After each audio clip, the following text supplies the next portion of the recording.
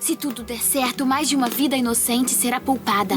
Olha aí, meus queridos. Bicuço, morreu ou não morreu da primeira vez? Mais de uma vida poderá ser poupada nesta noite. Morou a parada? Dumbledore estava lá, do lado do Hagrid. Ele viu o que aconteceu. Harry, Rony e Hermione não viram. Eles só viram um machado descendo. Eles não viram aonde o machado pegou. O Dumbledore viu. E o Dumbledore fala pra eles: se vocês tiverem sucesso, mais do que uma vida, mais de uma vida poderá ser poupada esta noite. Que vida é essa? Que vida é esta do Bicuço? Por isso que eu digo para os senhores que o Bicuço realmente morreu e depois ele foi salvo. Porque em Harry Potter, não é o paradoxo de Bootstrap que tá acontecendo aqui. A gente tá aqui mais uma vez porque nós temos a missão, o compromisso de assistir o João e a Daisy vendo Harry Potter pela primeira vez. A gente já fez isso assistindo Harry Potter e a Pedra Filosofal e Harry Potter e a Câmara Secreta, mas agora é que a coisa começa a ficar mais complicada, não é? Os primeiros 2 filmes eles entenderam muito bem.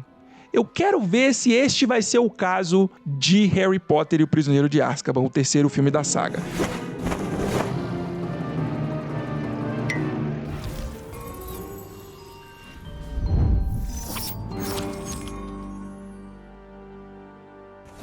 Bora lá, deixa o João e a Daisy assistirem. E aí, Jaguara, tudo certo? Caso você queira ver esse VOD completo, sem cortes, cola no Cinefy, link na descrição. Ó, isso aqui é importante, tá? Eles falam isso todo o início de react deles. O que nós vamos assistir é melhores momentos deles assistindo os filmes de Harry Potter. Se vocês quiserem ver a reação completa, tá nesta plataforma que, inclusive, eu não fazia ideia que existia até eu assistir o primeiro vídeo deles, tá? Cinefy é o nome da plataforma. Acessem este endereço que vocês podem ir lá e conferir a reação deles completa. A gente não vai fazer isso por razões óbvias, não é mesmo? Senão a gente teria aqui um vídeo do Giga. Vídeos de 2 horas, 3 horas, 4 horas e por aí vai, né? Então não rola. É melhor a gente pegar só os melhores momentos. E aí é bom também que vocês ficam instigados a quererem ver a reação completa deles. Harry Potter e o Prisioneiro de Azkaban, que é o pai dele. Que é o corpo do Vavá. Logo no início, quem tá acompanhando esses reacts, no final de Câmara Secreta, eles já tinham mencionado a suspeita de que o Prisioneiro de Azkaban era o pai do Harry. Eles estão refazendo essa suspeita aqui. Eles continuam acreditando que o Prisioneiro de Azkaban é o pai do Harry, Thiago Potter. E que é o tio do Harry. Muitas teorias. Eu vou dar um golinho de conhaque pro meu lindo estripadorzinho. O nome dele é Estripador? Pelo que eu entendi, é. É isso mesmo, é o nome dele. Espere, Walter. Você limpe isto. Ai, Cara, não, pera aí. A gente encontrou alguém que irrita mais do que o Shield. E ela nem é tia dele. Não. Vamos falar a verdade. Teve o que merece, né? A dona Guida, tia Guida, teve exatamente aquilo que merecia. Tá doido? Meu Deus, ela vai sair voando. Walter, faça alguma coisa. Faz alguma coisa, Walter. Me ajuda. Estripador é pica. Ela vai sair voando mesmo.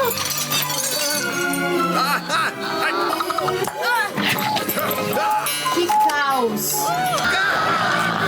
Pô, uma pausa aqui para um detalhe importante. Um detalhe importantíssimo que eu não tinha notado. O João tá usando uma camisa do Meu Leicão. Cara, cada dia que passa eu gosto mais e mais desse casal. Eu realmente tenho que conhecer eles. Não é possível. Não é possível. O estripador vai junto. Traga de volta agora! De volta ao... Esse é um detalhe legal, tá? Eu não sei se todos vocês vão saber, mas no livro, a tia Guida, ela não sai voando por Little Winging não, tá? Ela fica na casa mesmo, ela fica flutuando dentro da casa, ela não sai voando pra fora, igual a gente vê no filme. Aqui, inclusive, eu acho que não vai mostrar, mas quando o Harry ele tá andando pela rua, dá pra ver ao fundo a tia Guida flutuando e gritando no ar. Mas no livro ela fica presa dentro da casa mesmo, ela não sai voando pra fora não. Normal! Não, ela mereceu o que aconteceu. Mereceu, Fique mereceu longe de muito. mim. Isso aí. Fazer magia fora da escola! Tá, esse filme aqui já é o melhor de Eu vou todos. aceitá-lo de... Qualquer lugar é melhor do que aqui. Isso aí, bota Não, lá. esse filme aqui já é melhor. A Daisy está sendo vingada pelo Harry. melhor que os outros, pô. Só aqui. O que você tá fazendo aí no chão? Eu caí. E por que você caiu? Eu não caí de propósito. Ah, então entra logo. Que ônibus filé, tá? Até caminha pra dormir. Caralho, luxo. Vai, anda. Luxuoso ainda. Quem é? É, mais ou menos. Tem um lustre bonito, né? Prisioneiro Escape. de Azkaban. Escapou de Azkaban. Ele é um assassino e acabou ficando preso em Azkaban por isso. E era um grande partidário de... Você sabe quem? Tá. Ele é meio que o, vamos dizer, o braço direito, meio que Do um Vavá. amigo do Vavá. Desobedeci a lei. Bruxos menores não podem usar magia em casa. Ah, que isso, Harry? O Ministério não manda ninguém para Azkaban por fazer a tia virar no balão. Maldito. É só isso que eu tenho pra dizer pro Cornélio Fudge. Ele é um maldito.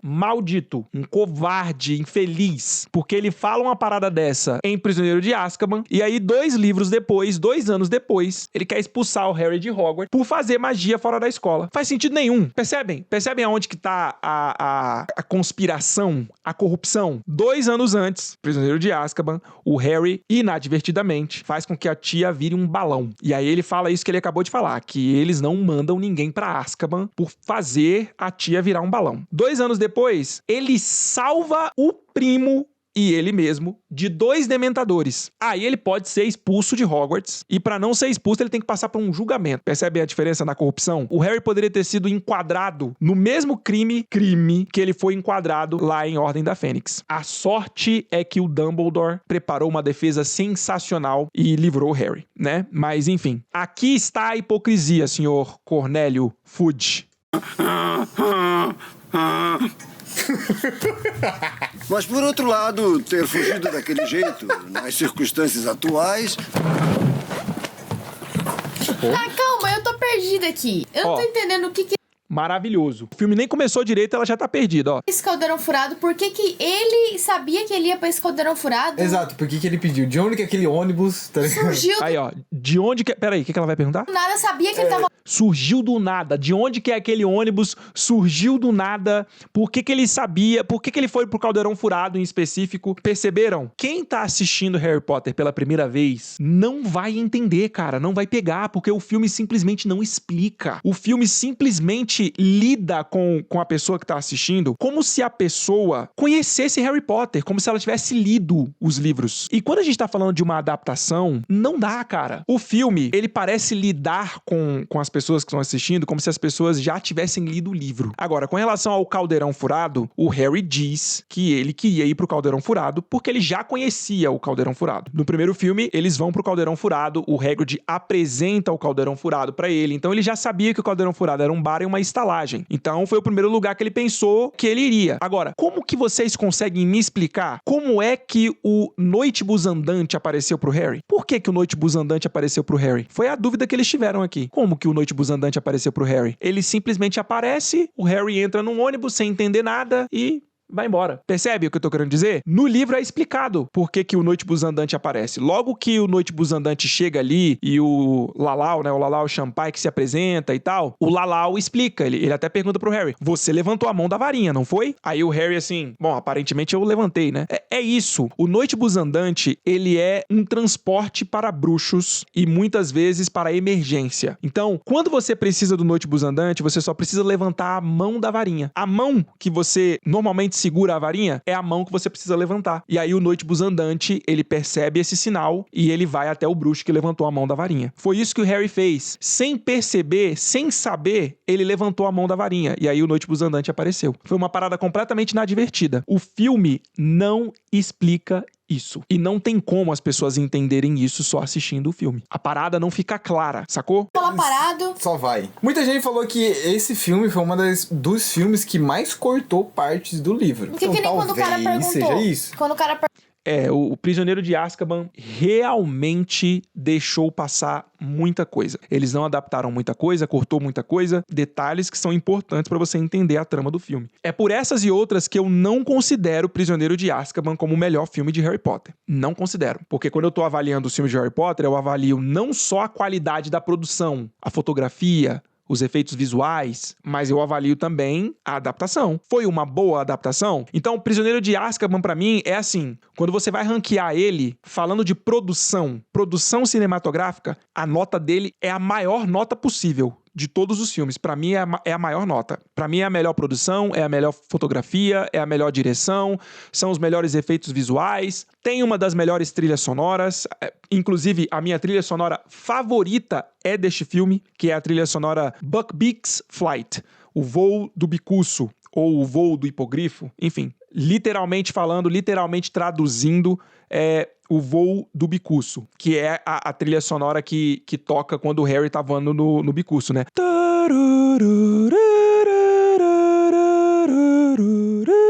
Enfim, perdoem-me por tentar imitar a trilha sonora, mas é essa trilha aí, é a minha trilha sonora favorita, é de Prisioneiro de Azkaban. Ok, produção, nota lá no alto, maravilhosa a nota. Quando você vai falar da adaptação, a nota vai lá embaixo. Aí quando você tira a média não é tão alta assim, porque a nota da produção tá lá no alto, mas a nota da adaptação tá lá embaixo. Então por isso que, para mim, na minha maneira de avaliar, Prisioneiro de Azkaban não é o melhor filme de Harry Potter, porque tem uma produção maravilhosa, mas uma adaptação que é ruim. Percebeu? Sacou? Vocês têm todo o direito de discordar de mim. Isso daqui não é uma lei, uma norma, uma regra. Cada um avalia o filme de acordo com os seus próprios critérios. Cada um tem o seu motivo pra gostar de um filme ou não. Concorda comigo? Mas eu tô só explicando pra vocês qual que é o meu reasoning, qual que é o meu critério, a minha maneira de pensar quando eu tô avaliando os filmes. Perguntou pra onde vocês estão indo. Achei que ele ia falar pra escola de Hogwarts. Só que ele falou que eu dei um furado. Falei, oxi, tô perdido até agora. Ele não vai falar, esse é um outro detalhe importante, tá, galera? Que o filme também não explica, não deixa claro. Não tava na hora de ir pra Hogwarts. Não estava no dia pra ir pra Hogwarts. O primeiro dia de aula em Hogwarts é 1º de setembro. O Harry ainda estava no meio das férias de verão dele, quando ele sai da casa dos Dursleys. Quando o Harry sai da casa dos Dursleys e vai pro Caldeirão Furado, ele fica hospedado no Caldeirão Furado várias semanas, esperando a época de ir pra Hogwarts. Esperando o dia 1º de setembro. E é muito maneiro isso no livro, porque ele fica lá hospedado no Caldeirão Furado, e aí, cara, ele conhece o Beco Diagonal de trás pra frente. Ele conhece as lojas, ele conhece os donos das lojas, inclusive ele faz uma certa amizade ali com o senhor Florian Fortescue, que é o dono da sorveteria Florian Fortescue. Ele faz os deveres de casa dele lá na sorveteria, ele ganha sundaes de graça do dono da sorveteria, o dono da sorveteria ajuda ele com alguns deveres de casa. Ele fica semanas ali, hospedado no Caldeirão Furado, esperando a data de ir pra Hogwarts. E aí ele se encontra, obviamente, com Rony, com Hermione, que vão no Caldeirão Furado, né? Que se hospedam também no Caldeirão Furado por um tempo e vão pro Beco Diagonal pra comprar os materiais escolares. Então é por isso que o Harry não pede pra ir pra Hogwarts direto. Até porque eu tenho minhas dúvidas se de fato o Noitebus Andante poderia levar o Harry até Hogwarts. Tenho lá minhas dúvidas, mas enfim, são só dúvidas. De qualquer forma, o Harry não pede isso porque não tava na data de ir pra Hogwarts. Faltava um pouquinho ainda pra chegar dia 1 de setembro. O que sabe sobre Sirius Black, Harry? Só que ele fugiu de Azkaban. E sabe por quê? Há 13 anos, quando derrotou... Voldemort. Não diga o nome dele. Desculpa. Por que não Quando pode você falar? derrotou... Porque você chama o cão, cara. Tá ligado? Você... Ainda não chama o cão. E essa é uma parada que a galera confunde, tá? Por que os bruxos não falavam o nome do Voldemort? Porque eles tinham medo. Simples assim. Eles tinham medo de falar o nome do Voldemort. Inicialmente, eles tinham medo de falar o nome dele. Só que quando vai chegando lá pro final, na Batalha de Hogwarts, antes da Batalha de Hogwarts, né? Depois que a Segunda Guerra Bruxa estanca, e aí o Harry, Rony e Hermione, eles estão fugitivos, eles estão caçando Horcruxes e tá todo mundo procurando por eles. E também a Ordem da Fênix tava ali tentando combater os Comensais da Morte do jeito que podia. O que o Voldemort faz? Ele lança um feitiço sensacional em que qualquer pessoa que falasse o nome Voldemort teria a sua localização revelada. Percebe? Por que o Voldemort faz isso? Isso é genial, cara. Porque ele sabia que o Harry não tinha medo de falar o nome dele e que membros da Ordem da Fênix também não tinham medo de falar o nome dele. Alguns, né? Não todos. Então, era uma maneira de encontrar essas pessoas. Somente estas pessoas que ele queria encontrar, ele sabia disso, seriam ousadas o suficiente para poder falar o nome dele. Isso, inclusive, explica explica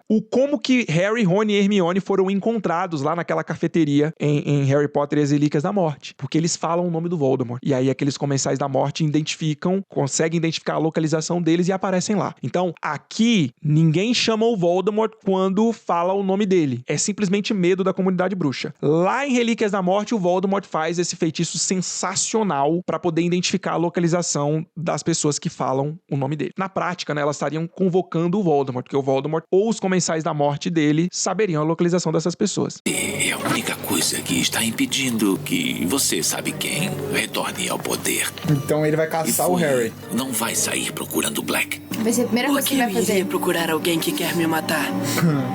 Pra ele não te matar, tá ligado? É melhor você caçar ele primeiro do que ele te caçar. Tem alguma coisa se mexendo lá fora. Caralho, que medo. Nossa, parou logo na ponte, velho. Como que foge?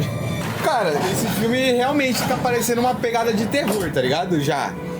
Uma pitadinha, não? Terror? O que vocês acham, chat? Vocês acham que Prisioneiro de Azkaban tem uma pegada de terror? Será que dá pra chamar de terror?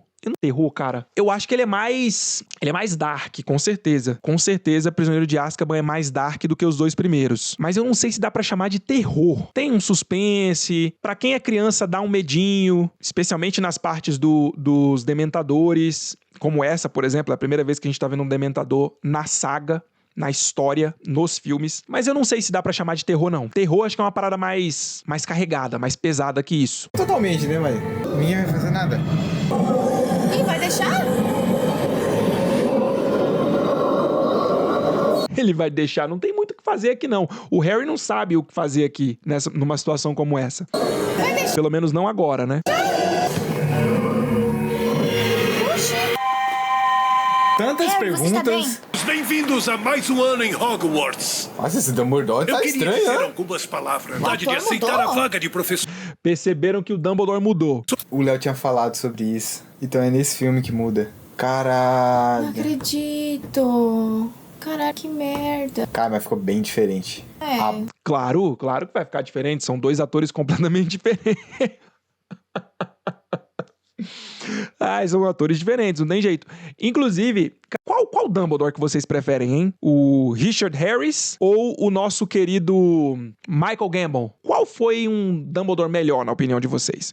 Eu acho que cada um deles interpreta um lado diferente do Dumbledore. Dona Warner e Dona HBO, eyes on me agora. Prestem atenção na minha dica, hein? O ator ideal para interpretar o Dumbledore precisa ser capaz de interpretar os dois lados mais importantes do Dumbledore. Parecem até que são opostos, mas fazem parte do personagem. O Richard Harris, eu acho que ele interpretou muito bem o lado bom velhinho do Dumbledore. Aquele lado mais atencioso, sabe? Mais vovô, mais bonzinho. Acho que o Richard Harris foi maravilhoso fazendo isso. Porém, ele deixou a desejar na hora de interpretar o lado mais ativo do Dumbledore. O lado sagaz do Dumbledore. Atividade, sacou? O Dumbledore que nada num mar revolto, percebe? Esse foi o Michael Gambon. O ideal seria nós termos um ator que fosse capaz de incorporar esses dois lados do Dumbledore, porque esses lados fazem parte do personagem e são importantíssimos pro personagem, faz parte do que ele é.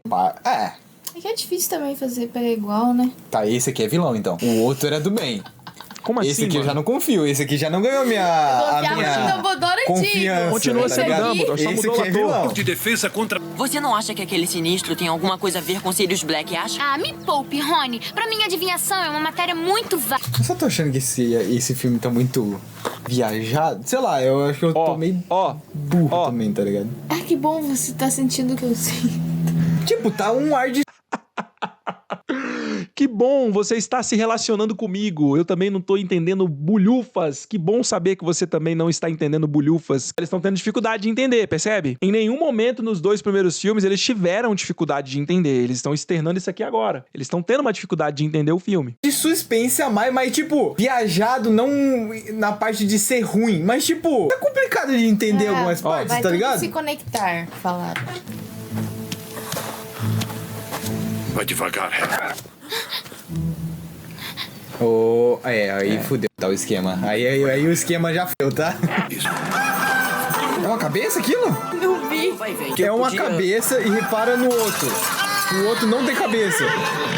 Ó, isso aí, galera, eu nunca li nada a respeito disso, tá? Nunca li nada de bastidores deste filme a respeito disso. É claro que eu já li vários bastidores, vi vídeos, enfim, já vi muita coisa dos bastidores de Prisioneiro de Azkaban, mas eu não me recordo de ter visto alguma coisa neste sentido. O que eu vou falar aqui agora é um feeling, é uma percepção. É o que eu acho. Me parece que esta cena aí dos dois fantasmas, né? Um fantasma montado no cavalo segurando a cabeça e aí depois vem outro fantasma montado no cavalo e esse fantasma tá sem cabeça, ou seja, o primeiro fantasma tá segurando a cabeça do segundo fantasma. Me parece que isto é uma referência à Caçada do Sem Cabeça, que é citada nos livros. Infelizmente, é citada bem rapidamente no primeiro filme, mas no livro tem um plot interessante a respeito disso e é bem legal, inclusive envolvendo o Nick quase sem cabeça. E aí ele menciona mais sobre a caça do sem cabeça. São fantasmas que foram completamente decapitados. Eles não permitem o Sir Nicholas, o Nick quase sem cabeça, participar dessa caça sem cabeça. Por quê? Porque a cabeça dele ainda tá pendurada por um tendão. A cabeça dele não foi completamente decapitada quando ele foi morto. E aí esses fantasmas que são completamente decapitados, que conseguem segurar a própria cabeça, eles não deixam ele participar da caçada do sem cabeça ou participar do clube deles lá do sem cabeça. Enfim, eu acho que isso aqui é uma pequena referência. Fantasma montado num cavalo, segurando uma cabeça, acho que ele tá segurando pelo cabelo, né? E aí um outro fantasma entra também montado no cavalo, mas esse fantasma tá sem cabeça, ou seja, ele tá querendo recuperar a cabeça dele. Eu acho que isso é uma referência, tá? Mas, mais uma vez, é a minha percepção. Eu não me recordo de ter lido qualquer coisa a respeito disso, de ter visto alguém confirmando que é isso mesmo. A cabeça do outro. Olha lá, ó, o outro fantasma correndo atrás do cara que tá segurando a cabeça, olha lá. Eu quero que todos pensem na coisa da qual mais tem medo, Rony. Isso é uma aula boa. Concentre-se. Coragem. É o que ele mais tem medo. É, precisa ser tão grande. Prepare a varinha, Rony, prepare a varinha. Ridículos. Muito bom, muito bom. Quem é que não gostaria de participar de uma aula dessa, cara? Essa aula do Lupin é simplesmente sensacional. E é uma pena que esta é a única aula do Lupin nos filmes. Nos livros é sensacional, cara. A prova que o Lupin faz, o teste final que ele faz é incrível. É muito top. Muito, muito, muito top. O Lupin realmente foi um professor sensacional. Sensacional. Ele disputa, assim, muito para o melhor professor de Hogwarts, pelo menos desse período todo aí que a gente vê nos 7 livros. Essa aula tá boa. Aqui!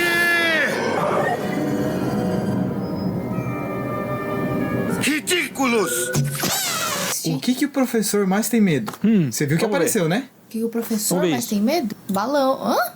Mudou, olha só. Ah, noite. Lua. O que nós tá vendo desde o começo? Lobo. Lobisomem. Mas o lobisomem, ele não aparece só quando tem lua cheia? Exato. Será que ele tem medo do Sirius Black, que se transforma num lobo? Ou algo do tipo? Que quando transforma na lua é tá ligado? O lobisomem. Página 309. Eles concluíram que o Lupin tem medo do Sirius Black que se transforma num lobo. Mesmo lendo o livro, não tem como você perceber qual é a real mesmo ali do Lupin. Agora, a gente sabe que o bicho-papão se transforma no seu maior medo. E o Lupin, quando se coloca frente a frente com o bicho-papão, ele vê a lua cheia. Dá pra fazer uma referência, dá pra dar uma ligada, mas essa é difícil. 94, por favor. Lobisomens? Mas, senhor, nós só vimos... Ela... Tô aqui. Será que ela tá usando a capa da invisibilidade? É essa, cara. Barrete. Criaturas noturnas seria Olha, depois. percebeu? Calada. De onde ela veio? Você viu ela entrar? Cara, meu parceiro, vocês são amigos. Chega pra ela e pergunta Diferença entre um animago e um lobisomem. Ninguém? Que decepção. Cara, como é maldito. Como é maldito. Ele é um maldito. Simples assim. Por favor, senhor. Um animago é um bruxo que escolhe virar um animal. E um lobisomem não tem escolha. Ele não se lembra mais de quem é. É o Lupin. Por isso que ele tem medo da lua. Porque ele se transforma no lobisomem e ele não tem controle do que ele tá fazendo. Sacou, O hein? lobisomem sempre aparece quando tem a lua cheia. Por que ele teria medo da lua cheia? Porque, igual ele falou, quando ele se transforma em lobisomem, ele não tem controle do que ele faz. Ele pode até matar um ente querido, tá ligado? Por isso que ele tem medo de se transformar. Esse é o bicho-papão dele. Ele tem medo da lua Exatamente. cheia porque ele iria se transformar na lua Exato. cheia e acabar matando pessoas que ele ama. Fala sem ser convidada, senhorita. Maravilhoso. Será que é incapaz Pegaram de bem. se controlar ou sente prazer em ser uma irritante sabidão? tudo. Não, ela não sente prazer de ser irritante e sabe nada. Você que é um maldito infeliz que faz a maldita da pergunta e não quer que a pessoa responde a resposta certa. Cara, eu fico louco com o Snape, cara. Ele é um maldito infeliz. Simplesmente isso. O cara é um professor que faz a pergunta e não quer que a aluna acerte a pergunta. Faz sentido nenhum isso, meu caro Snape. Tá louco. Melhor ir rápido, Filch está vindo pra cá. Ah, Harry, não esqueça, quando terminar, é só dar um tapinha e dizer mal feito, feito. Senão qualquer um pode ler. Cara, o mundo de Harry Potter é muito pica, tá, mano? É muito, mas é muito, meu irmão. Meu irmão João, é muito. Você tá tendo essa percepção só de assistir os filmes. Eles sabiam disso. Os objetos, as magias, sei lá, mano. É muito rico o mundo, tá ligado? Maravilhoso. Pode ser pior. O seguinte, Sirius Black foi, e ainda é até hoje, o padrinho de Harry Potter. É isso mesmo. E quer matar ele? É isso mesmo. Rony, olha. Espero que ele me encontre. Nessa hora, Ó, eu vou desculpa, estar... com todo carinho, mas esta cenita do Daniel Radcliffe é constrangedora. Com todo carinho, não tô falando por mal, tá? Mas é constrangedora esta cena. De verdade mesmo. Pronto, quando me encontrar, eu vou matá-lo. Vai virar vilão. É porque aqui, enfim, eles cortaram rapidamente aí, né? E também tá dublado. Muito da interpretação tá na voz, tá na entonação, tá na maneira como a pessoa fala, enfim, na emoção. Você se expressa muito com a voz, né? Mas mesmo dublado, você vê ali, cara, essa cena pra mim é muito ruim. É muito ruim mesmo essa cena do Daniel. O Daniel agora é um ator muito bom mesmo, mas durante o período dele como Harry Potter, olha, ele deixou muito a desejar. Hoje ele, inclusive, faz muita peça de teatro, fez filmes maravilhosos, é um ator premiado. Hoje ele evoluiu muito como ator. Inclusive, eu acho que até por isso o Daniel, ele se relaciona menos com Harry Potter do que outros atores, porque me parece que ele já declarou isso, né? Que ele assiste os filmes de Harry Potter, ele tem um pouquinho de vergonha dele como ator, das atuações dele. Então, dá pra entender esse distanciamento do Daniel com relação à obra, com relação aos filmes. E realmente, cara, ele evoluiu muito como ator. Hoje, eu posso dizer que ele é um bom ator. Muito bom ator. Inclusive, essa é uma parada que eu fico assim... Cara, eu vejo muita gente falar que o Trio de Ouro é insubstituível. Isso falando com relação à nova série que tá vindo, os novos atores que vão interpretar o Trio de Ouro, né? Geralmente, quando se fala da nova série e dos novos atores que vão vir, algumas pessoas usam este argumento, que o Trio de Ouro original, até a página 9, né? Que o Trio de Ouro original é o trio que tá no livro. Mas enfim, que ninguém vai superar o Trio de Ouro dos filmes. Mas, cara, eu acho que isso é causado pela nostalgia. E isso tá meio que bugando a mente de alguns fãs. Porque, cara, desde que eu me entendo por fã de Harry Potter, uma das coisas que eu mais vejo na internet é gente que reclamava o tempo inteiro das atuações do Daniel, como Harry. Aí agora, do nada, o Daniel virou, assim, maravilhoso, insubstituível. Eu acho que a Emma Watson foi maravilhosa como Hermione Granger, mas também, cara, ninguém é insubstituível, com todo carinho. Minha opinião, tá? Eu acho que nenhum ator é maior do que a obra. Nenhum ator é maior do que o personagem que interpreta. Os verdadeiros Harry, Rony e Hermione não são Daniel, Rupert e Emma Watson. Você tem todo o direito de ser apaixonado por eles. Você tem todo o direito de ser apegado a eles. Agora, daí a colocá-los como intocáveis e como insubstituíveis e como se eles fossem os personagens, tem uma diferença muito grande. Os personagens estão no livro, os atores interpretam o personagem. Eu acredito sinceramente que um novo Trio de Ouro vai vir e se eles fizerem um bom trabalho, se eles tiverem um bom desempenho, eles vão conquistar o coração dos fãs. O Daniel não fez um bom trabalho como Harry e ele conquistou ainda assim o coração dos fãs. Percebe o que eu tô querendo dizer? Então, eu acho que esses comentários eles são muito feitos na emoção, na nostalgia, no calor do momento, na apreciação que as pessoas têm pelos atores dos filmes. Mas, cara, vamos dar tempo ao tempo. Vamos aguardar os novos atores. Vamos aguardar o trabalho que eles vão fazer. Eu tenho certeza que eles vão conquistar a gente da mesma forma. É o meu sentimento, é a minha sensação. Bom, tá o Harry Potter. Ninguém sabe o passado do vilão.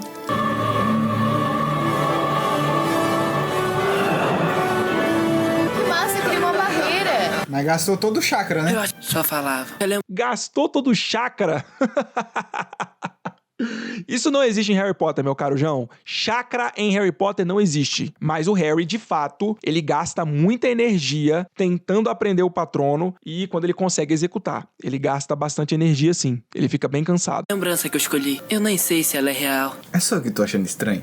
Esse professor. Eu tô também. Olha só. Eu não sei se ele tem alguma coisa. Qual que é a semelhança dele pro Sirius Black? Estão desconfiando O Sirius do Black Lupin, ainda hein? não apareceu no filme. Já parou Todo pra mundo pensar desconfia nisso? do Já Lupin, foi né, cara? metade do Putz, filme. grila. Já foi metade do filme. Se esse filho é o Sirius Black, é o padrinho... Ele não tá O próprio Sirius desconfiou do Lupin. fazendo um papel de padrinho? Ele conhece os pais, ele talvez vira lobisomem. Ajudando pra se aproximar. Apague essa luz! Ó, então eles estão achando que o Lupin é o Sirius disfarçado. Sacou? Eles estão achando que o Lupin é o Sirius disfarçado. Cara, essa parada dos quadros é muito foda, tá? Muito criativo. Severo Snape. Ih, caralho. Corre, cara. Logo o Feito, Snape. O que está fazendo andando pelos corredores à Mais uma noite? vez o maldição. Eu sou sonâmbulo, um pedaço de pergaminho. Abram. Ah, velho. Filha da puta. Apresentam seus cumprimentos ao professor Snape e Continue. pedem que ele não meta seu nariz absurdamente grande no que não é. Sou só eu ou vocês também ficam com a impressão de que o Harry, ele tá fingindo que tá lendo? Sou só eu que tenho essa impressão? Eu fico com a sensação de que o Harry, na verdade, não tá lendo nada no mapa, não tá aparecendo nada no mapa. Ele tá só fingindo que tá lendo alguma coisa e aí vai lá e dá essa resposta pro Snape. Uma resposta muito da mal criada, mas maravilhosa, que o Snape merecia. Merecia muito. O que vocês acham? Porque eu tenho essa impressão, tá? E no livro, realmente o mapa fala com o Snape, tá? Inclusive, vamos abrir o livro? Acho que seria interessante. Vocês topam? Topam, né? Vamos abrir o livro. Deixa eu ver se eu encontro aqui. Peraí, deixa eu abrir aqui Harry Potter e o Prisioneiro de Azkaban. Deixa eu encontrar aqui. Ó, olha só como é que essa parada acontece, como é que essa cena acontece. Ó, o Snape, ele pega o mapa e ele fala assim, ó... na verdade, ele não pega o mapa, não. Ele pede para que o Harry mostre o mapa, o Harry mostra o mapa para ele, e aí o Snape vai e dá uma batida forte no mapa e fala, mostre-se. E aí o mapa continua em branco. Aí o Harry tava louco da vida ali, ele tava bem nervoso, achando que o Snape ia descobrir o mapa. E aí o Snape vai e fala assim, ó, Severo Snape, professor desta escola, ordena que você revele a informação que está ocultando. Beleza, aí o mapa começa a se comunicar com o Snape. Como se uma mão invisível estivesse escrevendo, começaram a surgir palavras na superfície lisa do mapa. Olha só o que o mapa diz, isso aqui é maravilhoso, cara, é sensacional isso aqui. O senhor Aluado apresenta seus cumprimentos, Aluado é Lupin. O senhor Aluado apresenta seus cumprimentos ao professor Snape e pede que ele não meta seu nariz anormalmente grande no que não é da sua conta. Que é mais ou menos o que o Harry diz aqui, né? Snape congelou, Harry arregalou os olhos para a mensagem aparvalhado. Mas o mapa não parou por aí. Outras frases apareceram embaixo da primeira. O senhor Pontas concorda com o senhor Aluado. Ou seja, o Tiago concordando com o Lupin. E gostaria de acrescentar que o professor Snape é um safado mal acabado. Ah, isso daqui é absoluto cinema, maravilhoso. Teria sido muito engraçado se a situação não fosse tão grave. Agora vem o Sirius. O senhor Almofadinhas gostaria de deixar registrado o seu espanto de que um idiota desse calibre tenha chegado a professor.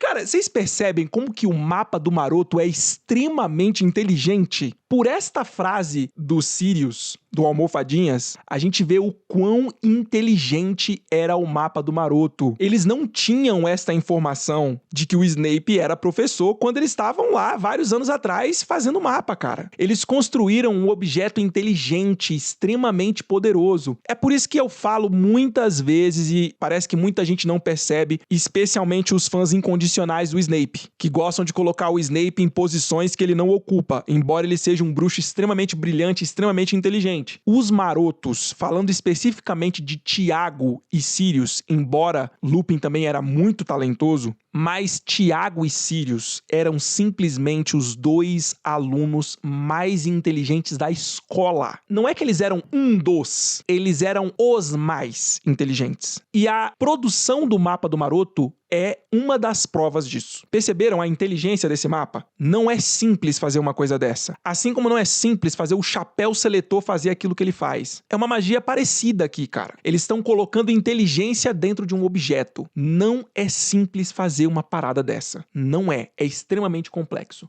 O mapa, vários anos depois, tá se comunicando com o Snape e revelando ou falando conhecimento impossível os marotos saberem disso vários anos atrás. Percebe o que eu tô querendo dizer? Cara, é sensacional. E aí, pra finalizar, também tem a mensagenzinha do Rabicho, né? O senhor Rabicho deseja ao professor Snape um bom dia e aconselha a esse ceboso que lave os cabelos.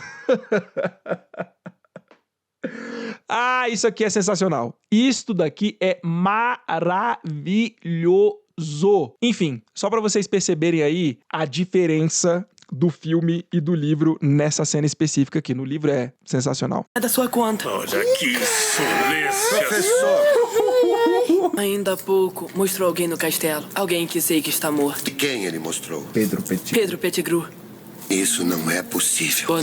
Aqui também tem uma diferença, porque aqui no filme é o Harry que vê o Pedro Pettigrew, correto? No livro não é o Harry que vê, é o Lupin. É o Lupin que vê Pedro Pettigrew pelo mapa e aí ele começa a desconfiar de tudo que tá rolando. Afinal de contas, pô, se o Pedro tá vivo, como assim o Sirius matou o Pedro e o Sirius tá preso por causa disso, sacou? E o Lupin sabe que o mapa nunca mente. Por que o Lupin sabe que o mapa nunca mente? Porque foi ele que criou o mapa. Detalhe este que o filme de Prisioneiro de Azkaban falhou miseravelmente ao não explicar, sacou? Inclusive, eu tô curioso pra ver se eles vão ter essa curiosidade e se eles tiverem essa curiosidade, se eles colocaram aqui, né, nesses cortes. Vamos continuar. Só faltou ele falar, não é possível, porque eu matei ele há tantos anos atrás. Só faltou ele falar isso, pô.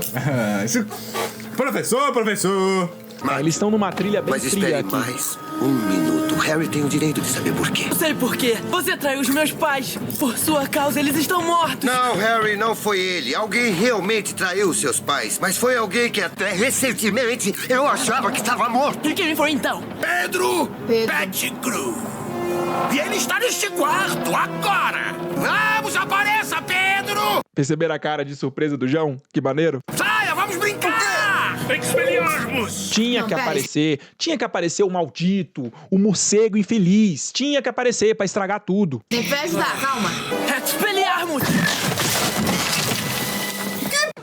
Mais uma diferença entre filme e livro. Aqui, apenas o Harry ataca o Snape. No livro, Harry, Rony e Hermione Snape ao mesmo tempo. Ou seja, os três estavam muito curiosos para poder saber a história dos marotos, saber a história que o Sirius e o Lupin estavam ali querendo contar para eles entenderem tudo. Então, os três parecem reagir ao mesmo tempo, parece que estavam pensando a mesma coisa e eles reagem ao mesmo tempo para atacar o Snape. E aí o Snape fica desacordado durante um bom tempo.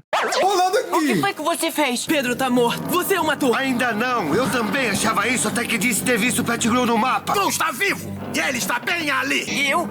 Ele é maluco, eu... Você não, seu tolo. O rato? Seu rato. O Perebas está na minha família há 12 anos? Uma vida muito longa para um rato comum como ele. Ele tem um dedinho faltando, não tem? E daí? Não acredito! Esse covarde cortou o dedo para que todos achassem que estava morto. E depois ele se transformou num rato. Ah, não, pera aí também.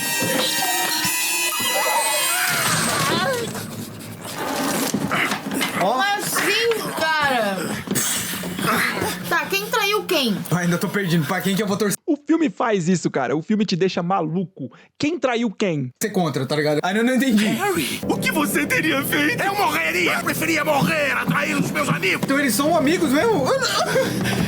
Deve estar doendo. Então eles são amigos mesmo? Não conta a história dos marotos, cara. Não tem lá o Lupin e o Sirius dentro da Casa dos Gritos, neste momento, contando pra Harry, Rony e Hermione a história deles, a história do Lupin, a história de que ele era um lobisomem, de que ele ia pra Casa dos Gritos quando ele se transformava, que os amigos se transformaram em animagos pra poder passar tempo com ele. E o nome do filme é Harry Potter e o Prisioneiro de Azkaban. Quem que é o bendito Prisioneiro de Azkaban? É o Sirius, um maroto. O nome do mapa é o mapa do maroto. E o filme não explica quem fez o mapa. O filme não explica que diabo é isso de maroto. Da onde que vem esse nome? Que negócio é esse? Não explica nada. Eu acho o filme de Prisioneiro de Azkaban maravilhoso, uma obra-prima do cinema. É uma obra-prima da produção cinematográfica. Fotografia, trilha sonora, direção, cara, lindo, efeitos visuais, maravilhoso. Mas, cara, esse erro pra mim é imperdoável. é um erro de adaptação que, assim, é inexplicável. Não tem como um livro que se chama Prisioneiro de Azkaban não falar de maneira mais aprofundada a história deste prisioneiro. Não é possível apresentar um filme que você tem como um elemento importante dele, o mapa do Maroto. O mapa do Maroto é extremamente importante para esse filme, para essa história. É pelo mapa que se descobre que Pedro Pettigrew tá vivo. Da onde que veio esse mapa? Quem criou esse mapa? No próprio livro explica. E aí o filme não só não explica isso, como os filmes subsequentes também nem tocam nesse assunto. Então,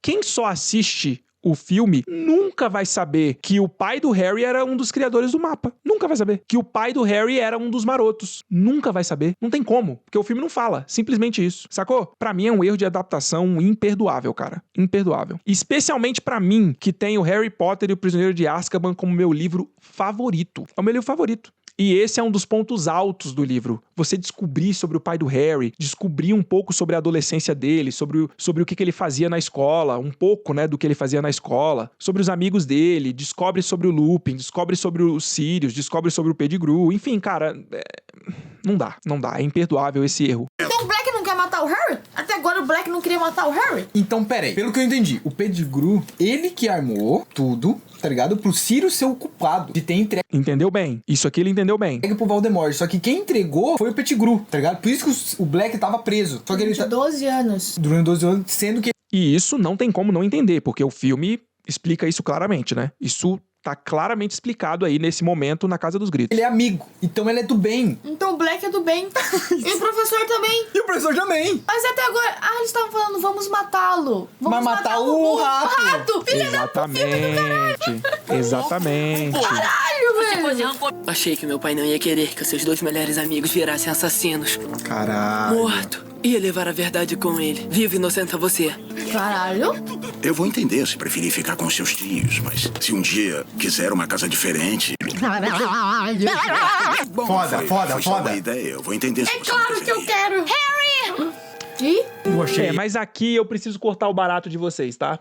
Se o Sirius fosse inocentado, seria legal, porque aí o Harry ia sair lá da casa dos Dursleys e tal, ia ser maneiro, o Harry finalmente ia ter uma família, ia ter um lar legal no mundo bruxo e tal, ele seria feliz com o Sirius. Queria que isso fosse verdade, mas isso aqui é tudo especulação, tá bom? Mas eu especulo que não. O Harry acabaria não morando com o Sirius. Mas por que, Bruno? Dumbledore. Eu acho que Dumbledore iria interferir e não ia permitir que isso acontecesse. Por quê? Porque era extremamente importante para a proteção do Harry que ele chamasse a casa dos Dursleys de lar. Porque o Dumbledore fez uma magia de ampliação da proteção sacrificial da Lilian. Ele mesmo fala isso nos livros, tá? Um feitiço que ele lançou no Harry. Quando a Petúnia aceitou o Harry, ela selou um feitiço que o Dumbledore lançou sobre o Harry. O Dumbledore fala exatamente isso. Que feitiço era esse? De ampliação da proteção sacrificial. Pelo fato da Petúnia ter o sangue da Lilian, o Dumbledore conseguiu ampliar essa proteção e o Harry, enquanto chamasse a casa dos Dursleys de lar, ele estava protegido ali. O Voldemort não poderia atacá-lo. Quando o Harry ia para Hogwarts, ora bolas, ele estava sob o olhar sanguinário do vigia. Ele estava sob o olhar de Dumbledore. O Dumbledore estava protegendo ele. Acabava o ano letivo, o Harry voltava para a Rua dos Alfeneiros e ele estava protegido pela proteção sacrificial da Lilian, que tinha sido ampliada pelo Dumbledore. Então, eu acho muito difícil que neste momento da história, o Dumbledore, sabendo de tudo que estava rolando, deixasse o Harry ir morar com o Sirius. O Sirius ia espernear, o Harry ia reclamar, talvez o Dumbledore tivesse que explicar pro Sirius o que tinha acontecido, para que o Sirius entendesse que o Harry não poderia morar com ele, mas numa linha do tempo alternativa, ainda que o Sirius fosse inocentado nesta noite aí, o que a gente sabe que não acontece, porque o Pettigrew foge, né? Mas ainda que ele tivesse sido inocentado, eu acho muito difícil que o Harry fosse morar com ele neste momento. Sacou? Fez sentido o que eu falei? Ai, cara, o vilão vai ser o professor, querendo ou não. Ele vai ser... Sabia, velho. Nossa, velho. Aí o cocô já foi pro ventilador e tudo dá errado, né? Não, Detalhe, tá? Faço questão de falar isso. Esta cena do Snape abraçando ali... Abraçando não, mas colocando na frente do trio de ouro, não existe, tá? Vamos deixar isso estabelecido aqui. Não existe! Neste momento, o Snape ainda está desacordado. Quando a galera sai da Casa dos Gritos, eles vêm trazendo ele flutuando, desacordado, pra fora. E ele tá ali ainda, desacordado. Não existe essa cena, tá? Simplesmente não existe. Se Sirius morrer, eu vou ficar pistola. Não, tá muito triste.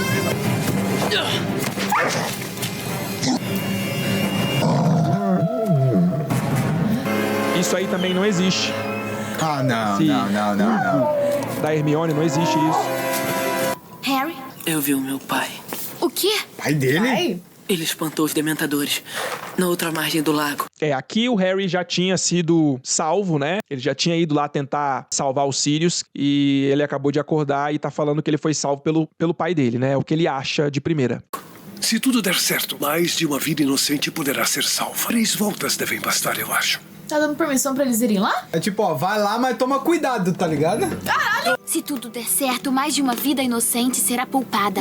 Olha aí, meus queridos. Bicuço, morreu ou não morreu da primeira vez? Mais de uma vida poderá ser poupada nesta noite. Morou a parada? Dumbledore estava lá, do lado do Hagrid. Ele viu o que aconteceu. Harry, Rony e Hermione não viram. Eles só viram um machado descendo. Eles não viram aonde o machado pegou. O Dumbledore viu. E o Dumbledore fala pra eles: se vocês tiverem sucesso, mais de uma vida poderá ser poupada esta noite. Que vida é essa? Que vida é esta do Bicuço? Por isso que eu digo para os senhores que o Bicuço realmente morreu e depois ele foi salvo. Porque em Harry Potter, não é o paradoxo de Bootstrap que tá acontecendo aqui. Eu sei que muita gente fala por aí que foi isso que aconteceu, que este é o paradoxo de Bootstrap e papapá. Mas isto nunca foi revelado pela autora. Qual sistema de viagem no tempo que ela utilizou, enfim. E quando você vai ler sobre a viagem no tempo em Harry Potter, você percebe que ela tem elementos do paradoxo de Bootstrap, mas ela tem também elementos que contradizem o paradoxo de Bootstrap. Então me parece que a J.K. Rowling, ela bebeu em vários tipos de viagem no tempo e montou uma baderna dela e saiu isso aí que saiu, tá? E isso aqui a gente tá falando do filme, mas no livro a viagem no tempo acontece completamente diferente, tá? Aqui tem muito mais elementos do paradoxo de Bootstrap rolando por aqui. No livro tem bem menos. No livro, um único elemento mesmo do paradoxo de Bootstrap é o Harry salvando o Harry, que isso aí caracteriza o loop temporal. Agora, no livro, todas aquelas cenas que tem uma ideia de ciclo, por exemplo, a Hermione uivando pra poder explicar o fato de que se ouviu um uivo. Não existe. A Hermione tacando as pedrinhas pra dentro da casa do Hagrid pra justificar que, do nada, pedrinhas entraram na casa do Hagrid e até acertaram a cabeça do Harry. Não existe. Percebe? Tudo isso dá uma ideia de ciclo, de loop. No livro isso não existe. Então, assim, uma das características principais do paradoxo de Bootstrap, além do ciclo, que ele não tem início, meio e fim, você pode começar da onde você quiser no paradoxo de Bootstrap. O resultado vai ser sempre o mesmo. Eu não vou me aprofundar aqui, mas é isso. E uma das leis do paradoxo de Bootstrap é o seguinte, é que o viajante no tempo, ele não muda realmente nada, porque tudo acontece como deveria acontecer. Ora, este não é o caso de Harry Potter. Não existe esse elemento em Harry Potter de que tudo acontece como tem que acontecer. A gente já viu em textos da autora e alguns outros exemplos na história da magia em que houve viagem no tempo, em que sim, quando você viaja no tempo, o que você faz no tempo, no passado, no caso, quando você viajou no passado, altera o futuro ou o presente. E é exatamente por isso que existe a lei de que você não pode interagir com ninguém. A Hermione repete isso o tempo inteiro. Por quê? Porque se você fizer alguma coisa enquanto você está viajando no tempo, isso vai alterar o futuro, isso vai alterar o presente. O caso de Eloise Mintumble, texto publicado pela autora J.K. Rowling no site Pottermore. Vocês podem encontrar esse texto. O nome do texto é Vira-Tempo. Procurem no Google Time Turner, J.K. Rowling, Pottermore. Vocês vão cair direto nesse texto. Se você não souber falar inglês, aprenda inglês usando o método B-Way. Agora que você já sabe que pode aprender inglês usando o método B-Way, continua aqui comigo. Ao ler esse texto, você vai ver que Eloise Mintumble, que viajou no passado, quase 500 anos no passado, e ela ficou presa no passado. Ao interagir com pessoas do passado, quando ela retorna, o que acontece? 20 pessoas que estavam ligadas às pessoas com quem ela interagiu no passado desapareceram, como se nunca tivessem existido. Só que os inomináveis do Departamento de Mistérios, que estudavam o tempo, eles foram capazes de perceber que essas 20 pessoas desapareceram. Ou seja, aquilo que a Eloise Mintumble fez no passado alterou o presente, alterou o futuro. Além disso, o próprio tempo mudou. O tempo ficou maluco. Um dia teve mais horas do que 24. Um outro dia teve bem menos horas do que 24. Sacou? Então, em Harry Potter, não tem essa de que tudo acontece como tem que acontecer. E esta é uma característica marcante do paradoxo de Bootstrap. É por isso que eu falo que o que quer que seja que a gente tá vendo nessa viagem no tempo em Harry Potter, especialmente falando do livro, não é o paradoxo de Bootstrap. Por mais que as pessoas gostem de tentar explicar o Harry salvando ele mesmo usando o paradoxo de Bootstrap. Então, Bruno, como é que você explica o Harry salvando ele mesmo? Tem duas formas de você explicar, porque é teoria, né? A J.K. Rowling nunca explicou isso. Ela nunca veio falar como que o Harry salvou ele mesmo. Existem duas formas de você explicar isso. Uma forma é você entendendo que o paradoxo de Bootstrap não é o único paradoxo em que uma coisa dá origem à outra. Não é. Tem vários outros paradoxos de viagem no tempo que têm um loop temporal, mas com características diferentes, e poderiam explicar o Harry salvando o Harry. Por exemplo, o princípio ou a teoria da autoconsistência de Nykov, onde você tem as coisas dando origem a elas mesmas. Não é só o paradoxo de Bootstrap que tem essa característica, esse elemento, só que o paradoxo de Bootstrap, ele é um ciclo perfeito. Ele não tem início, ele não tem meio, ele não tem fim. Aquilo que você faz no tempo não altera o futuro. As coisas, elas sempre vão acontecer do jeito que elas têm que acontecer. E este, mais uma vez, meus amigos, não é o caso de Harry Potter. Canonicamente falando, este não é o caso de Harry Potter. Em Harry Potter, aquilo que você faz no passado altera o presente, altera o futuro. Sacou? Eu quis me alongar aqui um pouquinho, mas eu acho que é importante entender isso. Vamos. Viu?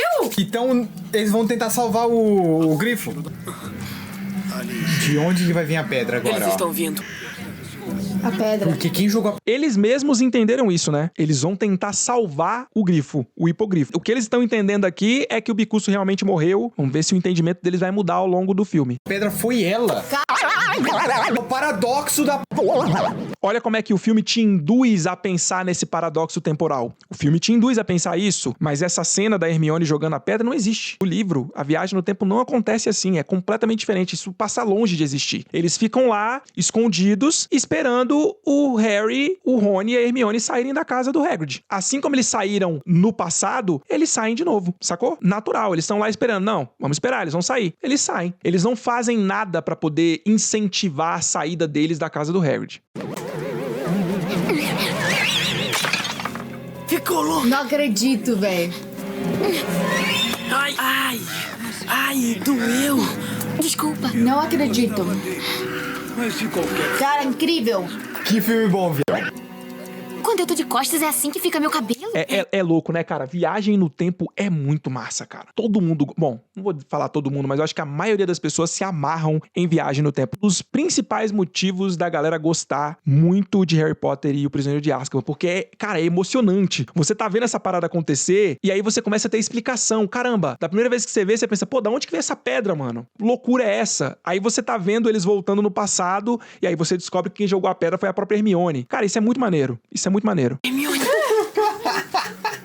Ministro, eu realmente acho que devia assinar também. Cara, o Dumbledore, Ele sabe. esse filho da... Esse velho, ele sabe tudo, irmão. Ele sabe que tem que voltar no tempo, ele sabe que o povo tá ali, parece que ele é God. Oh my gosh. Só o seu nome. Oh, mas o meu nome é muito grande, ministro. Tá vendo ele enrolando? O professor Dippet plantou aquela urze quando ele era diretor. Olha só, velho. Nada disso aí que vocês estão vendo, Dumbledore enrolando, nada disso existe na história original. Nada disso existe na história original. Vai acontecendo normalmente. Como eles já sabem o que aconteceu, esse é o ponto. Harry, Rony e Hermione, eles não precisam fazer nada para as coisas se desenrolarem como elas se desenrolam, porque elas já se desenrolaram assim. Eles já foram pro passado sabendo o que ia acontecer, porque eles viram acontecer antes, porque eles vivenciaram aquilo, sacou? Eles não tomam nenhuma ação para que as coisas vão acontecendo, percebe? Então, isso aqui, ó, nada disso tem no livro. Ai, que velho, filha da puta. Isso aí não aconteceu, tá ligado? Ah, ô, meu amigo.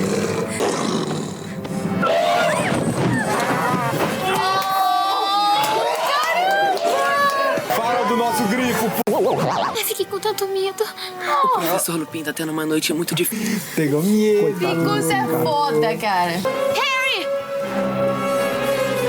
Eu acabei não dando a outra explicação do porquê que o Harry salva o Harry, né? Eu só falei uma, desculpa, esqueci completamente, agora que eu lembrei. A outra coisa que pode explicar isso é o conceito de magia dura e magia suave. Que diabo é isso, Bruno? Já ouviram falar disso? Magia dura, magia suave. O que é magia dura? A magia dura é o tipo de magia em obras de fantasia que ela tem suas leis muito bem definidinhas. Ela tem suas regras, tudo muito bem estipulado. Se você fizer isso, vai acontecer aquilo. Se você fizer aquilo outro, vai acontecer aquilo outro. Sacou? Exemplo de magia dura. Tudo que tá ligado à transfiguração. A transfiguração, ela tem suas leis. Tem coisas que você pode fazer, tem coisas que você não pode. Magia dura. Tem suas leis bem definidas. O que é magia suave? Alguém de vocês aí consegue me explicar como é que a sala precisa funciona? Vocês sabem me dizer o que ela faz. Ela entrega aquilo que a pessoa precisa, correto? Como que ela faz isso? Como que ela sabe o que a pessoa precisa? Você só sabe que ela faz o que ela faz e ponto final. Não é explicado tintim por tintim. Isso é magia suave, sacou? O Harry salvando o Harry seria uma magia suave dentro da magia do tempo. Quem foi a pessoa que salvou o Harry da primeira vez? Sei lá. Acontece porque acontece. Aconteceu porque aconteceu. Essa é a própria definição de magia suave. Como que o Harry salvou ele mesmo? Não tem como explicar isso. Não tem explicação. Então,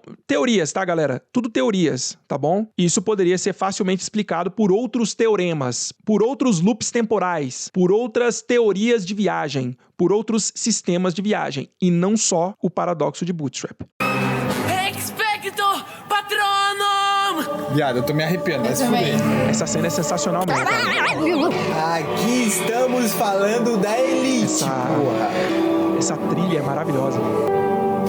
Que espectro, patrono, viu? De respeito. Mas é triste, por um lado, ele pensar que tinha sido pai e não era. É coisa de maluco também, né? Porque o pai dele tá morto, pô. Ah, sei lá, né? Razão, Hermione. Não era o meu pai que eu havia visto. Era eu. Vi a mim mesmo conjurando o patrono. Eles estão indo na prisão, então? Bombarda! Pô, não era mais fácil um alô Romora? Aqueles que nos amam nunca nos deixam de verdade. E sempre pode encontrá-los. Aqui. Das bruxas da sua idade, você é a mais inteligente. Ó o Dumbledore, ó o Ele está velho, ó o livre. velho. Conseguimos. Caralho. O quê? Boa noite. Porque ele... Mais uma coisa que no livro não é assim. O Dumbledore não dá uma de João sem braço desse jeito. Ele encontra eles e ele age com eles sabendo do que eles fizeram, sacou? Eles encontram e ele conversa com eles sabendo de tudo, sabendo que ele mandou eles irem pro passado, ele pergunta como que foi, sacou? Então, o filme, ele realmente tem todo o ciclo do paradoxo de Bootstrap. No filme, ele tem todo esse ciclo aí. Eu não sei se é um ciclo perfeito, mas o ciclo, ele tá ali. Você vê as coisas dando origem a si mesmas. O ciclo é bonitinho. Só que quando você vai pra história original, não é nada disso, é completamente diferente. E aí você vai ler os textos da autora sobre viagem no tempo, você vê também que é completamente diferente. Mas que é emocionante, que a maneira como eles fizeram a viagem no tempo no filme é, muito top. Caramba, é muito top isso aqui, cara. Acho que é o ponto alto do filme de Prisioneiro de Azkaban. Muito embora seja completamente diferente do que tá no livro. Isso aqui é, cara, absoluto cinema, é sensacional. Ele fechou a porta, eles estavam lá. E agora... Esse velho... Mas deve ficar um paradoxo infinito. Eu estava falando com vocês aqui. E agora estão aí? Do que ele está falando, Harry? Sei lá. Tá vendo? Que isso? Ninguém estaria em dois lugares ao mesmo tempo. Esse velho é muito pica, mano. Dumbledore é muito foda. Vai ficar um paradoxo infinito. Como que é? Daquela cena ali, sim. Quando acaba, quando...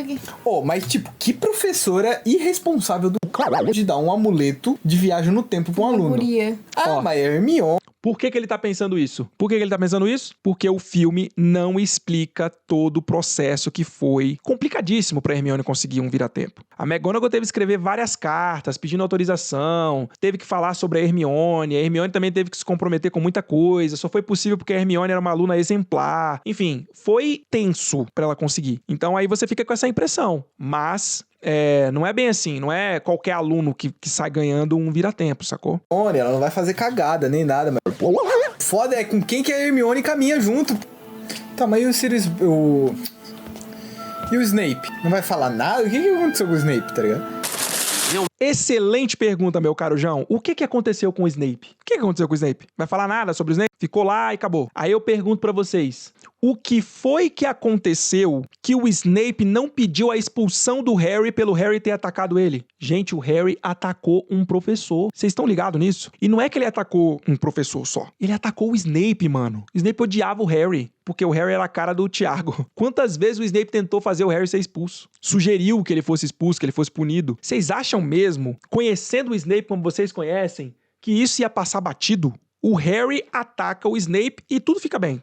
O Snape, de boa. O filme não se dá nem o trabalho de explicar o que aconteceu, sacou? Tem muita coisa que é, assim, desconectada no filme de Prisioneiro de Azkaban. É louco isso, cara. Então, assim, no livro, o Snape, ele acha que Harry, Rony e Hermione estavam sob o feitiço Confundus, que o Sirius tinha usado esse feitiço neles, e eles não eram responsáveis pelas ações deles, e que por isso Harry, Rony e Hermione atacaram o Snape. E aí, por isso que Harry, Rony e Hermione não são punidos por terem atacado o professor. Era uma explicação simples, dava pra incluir tranquilamente no filme. Mas não, a parada fica completamente aberto, jogada, e é isso aí. O Harry ataca um professor e não tem problema nenhum, tá tudo certo. Tá tudo tranquilo, tudo de boa. Mesmo esse professor sendo o Snape. Uma Firebolt é a vassoura mais rápida do mundo. Ela é pra mim? Mas quem mandou? Ninguém sabe. Já ganhou a capa. Já ganhou a vassoura.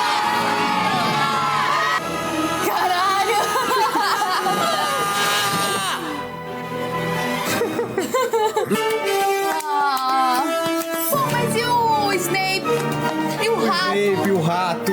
Pô, a gente deu umas gabaritadas. Que o bicho era lobo.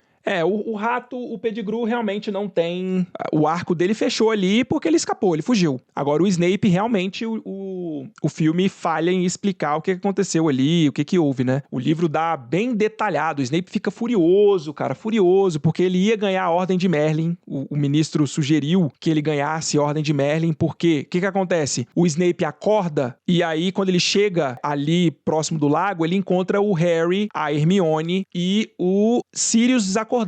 É ele que traz todo mundo de volta pro castelo, depois que ele acorda, mas ele não fez nada, tipo, coisa toda já tinha acontecido, o Harry já tinha salvado ele mesmo, tudo já tinha acontecido. É o Snape que traz todo mundo pro castelo de volta. E aí o ministro sugeriu ali uma Ordem de Merlin, porque no fim das contas foi o Snape que trouxe o Sirius, né? O fugitivo. Só que aí, enfim, pela volta no tempo, o Sirius, ele foge e o Snape fica louco, e ele tem certeza absoluta que foi o Harry. Ele fica furioso, ele fala que foi o Harry, aí o ministro fala, cara, como que foi? O Harry esteve o tempo inteiro aqui na ala hospitalar, tipo, mas o Snape fica louco da vida. Ele até grita com a Hermione na frente do ministro e o ministro dá uma corrigida no Snape, na frente de todo mundo, porque o Snape perde completamente a razão, porque o Sirius fugiu. E ele não queria que o Sirius fugisse, né? Ali o Snape tava tendo a vingança dele, com tudo dando errado pro Sirius. Lobisomem, eu não sabia eu pensei que o Sirius Black era vilão, isso aí me pegou desprevenido. A gente tava desconfiado do professor, o professor não tinha nada. Eu pensei que o professor era o Sirius Black por um momento. A gente errou em mais coisas que acertamos. Tô achando que agora realmente o Snape é só um professor chato mesmo. Porque já é o terceiro filme e nada. E não é vilão. Ele deve ser só o Jair lá do Alcuino mesmo. Ele deve ser um Jairzão da vida. Aqui eles já tiveram um pouquinho mais de dificuldade pra poder entender. Realmente, Harry Potter e o Prisioneiro de Azkaban é um filme meio desconexo. Faltam peças, faltam maiores conexões, melhores explicações, detalhes que ficam em aberto. Então, realmente fica difícil você entender se você não teve contato com o livro antes, ou não leu o livro antes, ou, sei lá, não consumiu algum material que fale do livro e que te explique melhor algumas coisas que acontecem. Mas eu acho que eles entenderam até relativamente bem. Agora, eu tô ansioso pra ver como que vai ser Cálice de Fogo. Vai ser sensacional e a gente vai reagir aqui também, portanto, não percam. Mas, ó, se você chegou até aqui, clica nesse botão e se inscreve no Wizarding Bruno se você ainda não for inscrito. Tá vendo aí na tela? Estão aparecendo alguns vídeos pra você assistir, caso você ainda não tenha feito. A gente se vê, hein? Fui!